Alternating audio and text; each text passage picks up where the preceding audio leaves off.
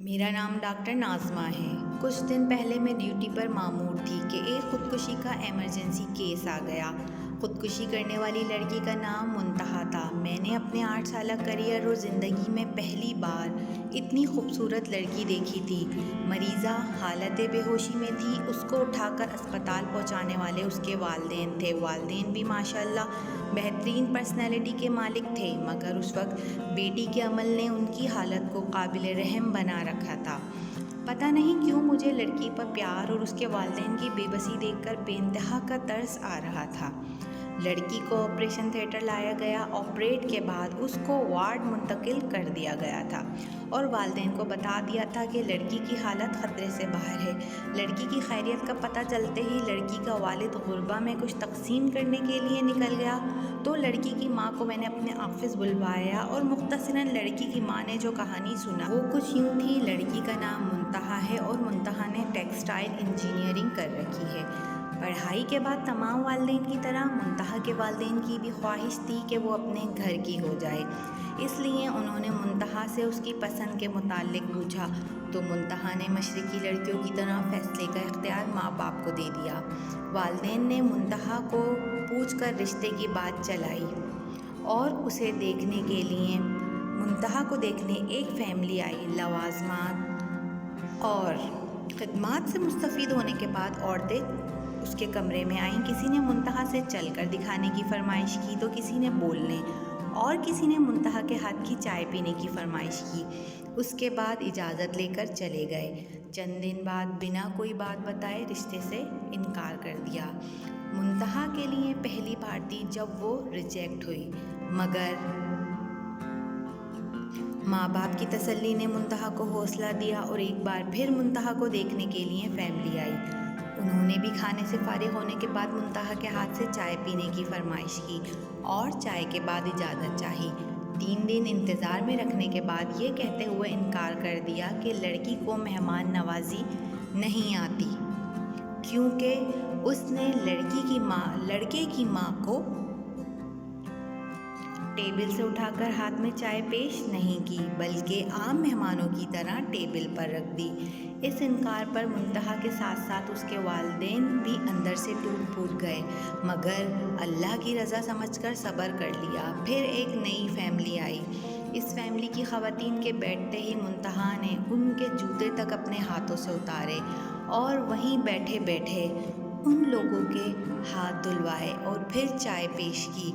पर उस फैमिली ने हफ्ते बाद ये कहते हुए इनकार कर दिया कि आपकी बेटी पर जिन्नात का साया है, वरना कोई मेज़बान पहली बार घर आए तो मेहमान उसकी इतनी खिदमत कहाँ करता है। पिछले 8 सालों में 100 से ज़ायद लोग रिश्ते देखने के लिए आए, मगर कोई ना कोई ऐब निकाल कर चले गए। कल एक फैमिली आई। उन्होंने लड़की को बाकी हर लिहाज से ठीक करार दिया, मगर ये कहते हुए इनकार कर दिया कि मुंतहा की उम्र ज़्यादा हो गई है और एहसान जताते हुए कहा कि अगर आप ज़्यादा मजबूर हैं तो हमारा एक 48 साल का बेटा जिसकी दुकान है उसके लिए मुंतहा को कबूल कर लेते हैं।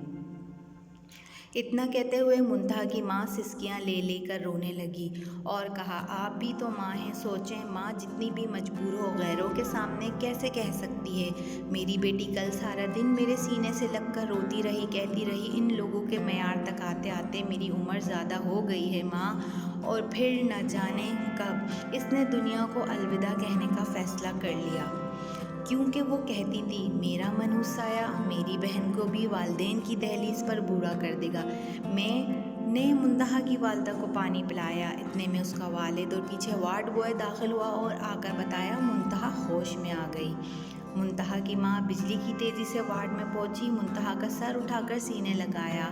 मैं और मुंतहा का वालिद एक साथ कमरे में दाखिल हुए। मुंतहा माँ को छोड़कर बाप के गले लगी और सिसकते हुए कहा, पापा बेटियाँ बोझ होती हैं, पापा आपने क्यों बचाया मुझे मरने देते। मेरा मनहूस साया इस घर से निकलेगा तो गुड़िया की शादी होगी, नहीं तो वो भी आपकी दहलीज पर पड़ी बूढ़ी हो जाएगी। मुंतहा का बाप चुपचाप आंसू बहा रहा था। जब मैंने हालात आउट ऑफ कंट्रोल होते देखे तो मुंतहा को सुकून का इंजेक्शन दे दिया और मुंतहा के वालिदैन को लेकर ऑफिस में आ गई। मैंने मुंतहा और उसकी छोटी बहन को अपने दोनों भाइयों के लिए मांग लिया اور منتہا کے والدین کی آنکھیں اچانک برسنے لگیں، مگر اس بار آنسو خوشی کے تھے۔ میرے دونوں بھائی ڈاکٹر ہیں، میں نے انہیں اپنا فیصلہ سنا دیا ہے اور وہ قبول کر چکے ہیں۔ میں آخر میں آپ لوگوں سے التجا کرتی ہوں کہ آپ شادی عورت سے کر رہے ہوتے ہیں، حور سے نہیں۔ خدا را، کسی کی بیٹی کو ریجیکٹ کرنے سے پہلے اس کی جگہ اپنی بیٹی رکھ کر سوچیں۔ ڈاکٹر ہونے کی حیثیت سے کہتی ہوں، اگر عیب کی بنا پر ریجیکٹ کرنا ہو تو لڑکیوں سے دگنی تعداد میں لڑکے ریجیکٹ ہوں۔ میں ہاتھ جوڑ کر خدا اور رسول صلی اللہ علیہ وآلہ وسلم کا واسطہ دے کر التجا کرتی ہوں، کسی کو بلا وجہ عیب زدہ کہہ کر ریجیکٹ نہ کرو۔ آپ اللہ کے مخلوق عیبوں پر پردہ ڈالیں، اللہ آپ کے عیبوں پر پردہ ڈالے گا۔ بات اگر آپ لوگوں کو اچھی لگی ہو تو شیئر کیجیے۔ آپ کے نکالے گئے عیب اور انکار لڑکیوں کو قبر میں دھکیل دیتے ہیں، تو خدا را اس سے گریز کیجیے۔